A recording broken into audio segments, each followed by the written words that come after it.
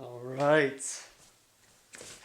This was probably one of the funnest assignments we've had so far, and I know you've all got yours done already, but I could do this all day, every day. Just the lighting over here. I've got my regular lamp. I take a white t-shirt, toss it over that, really brings the light down. It's still a little bit of a high ISO on that one, but then you take half of the shirt, put it another half over, and on this light over here I have this really cool little antique light that I just put half of a t-shirt over my overhead movie set light. I put a t-shirt over that as well, and I'm using the brightness of this globe to really bring out the definition of the back of me here. It does just give a little bit of something, but if I sit high enough, it actually kind of outlines my arm, which gives you a little bit of that depth, which is cool.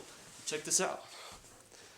This is my set here. Here's the old Lamparooski. I'm on a tripod here, so I have to actually look at that old thing. Let me bring that ISO down. See, little details and all that. And over here, I've got this lamp with 1.5 t-shirts on it. Got to be careful not to burn the house down.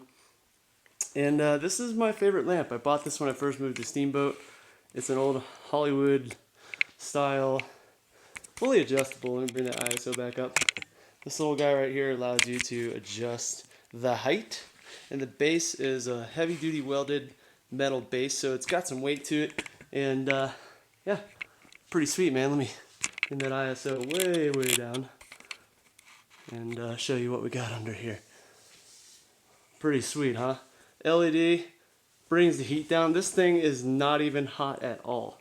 Like, I can touch this bulb. If I had a regular bulb in there, you wouldn't be able to touch it. So, pretty cool, huh? That's how I did my first assignment. Excuse me, not my first assignment, but my first portrait assignment. Thank you for watching. Hey, Alvin, hey, what you doing? He's like, no thanks.